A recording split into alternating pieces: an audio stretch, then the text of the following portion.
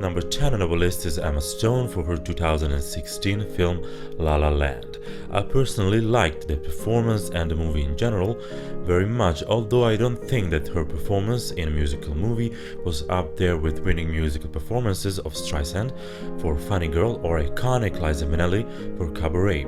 Other better choices, in my opinion, could have been primarily Isabel Huppert for Elle and touching and powerful Ruth Negga for Loving.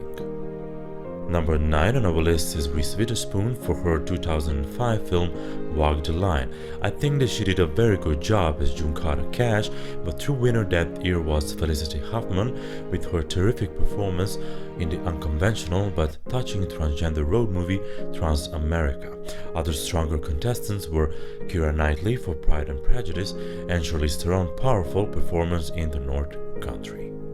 Number 8 on our list is Julie Christie for her 1965 film Darling. I personally love her in that movie. I think she did absolutely a great job. I think it's her best after Dr. Zhivago, but nothing that year could be compared to the James Julie Andrews and one of the most iconic female characters in the history of cinema, Maria von Trapp in The Sound of Music. Andrews gave us a role for ages, and 50 years later we are still starstruck and her voice is still ringing in our ears.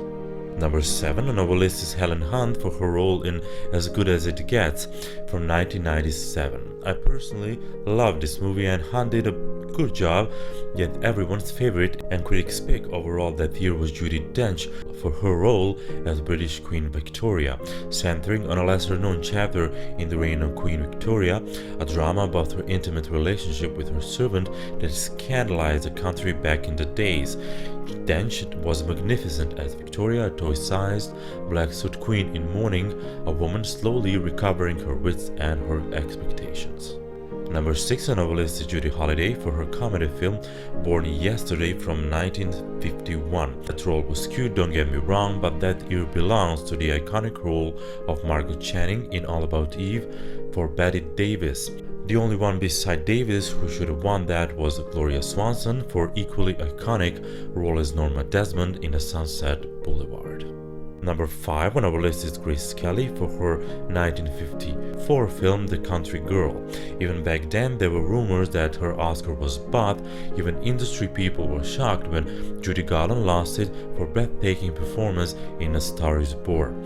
NBC, which was broadcasting the ceremony that year, sent a film crew to the hospital room where she was recovering after giving birth to her son Joey in order to carry her acceptance speech live if she won.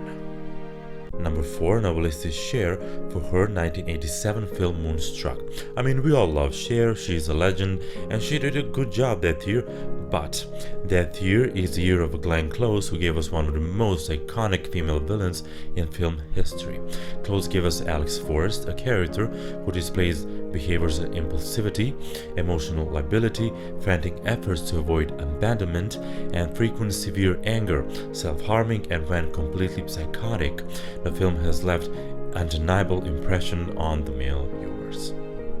Number 3 on our list is Sandra Bullock for 2009 film Blind Side. I personally think that Bullock did a great job that year in general, and it is one of the best roles in her career, but if your competition was Helen Mirren for dramatic performance of Sophia Tolstoy in The Last Station, Carey Mulligan, who got universal praise for her role in An Education, powerful Gabrielle Sidibe for Precious, and Meryl Streep's embodiment as Julia Child in Julie and Julia, I mean, come on.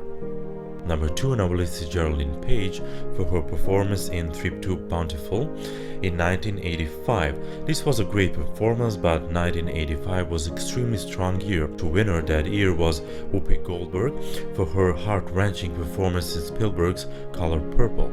Other, in my opinion, better contenders were Jessica Lange as Patsy Cline in Sweet Dreams and Meryl Streep in Out of Africa.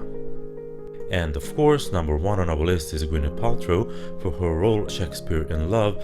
This is definitely Harvey Weinstein's year at the Oscars. Gwyneth somehow won over brilliant Cate Blanchett in Elizabeth, whose performance was a true masterclass in acting, and amazing Fernanda Montenegro for her performance in Central Station that was powerful, and hunting even Emily Watson for her portrayal of Jacqueline Dupre, whose career and life was cut short because of the MS. If you like this video, be sure to subscribe, follow me on my Instagram account, and support our channel by becoming a patron on Patreon, and with a bunch of rewards help us creating together a great content with your favorite artists. Bye.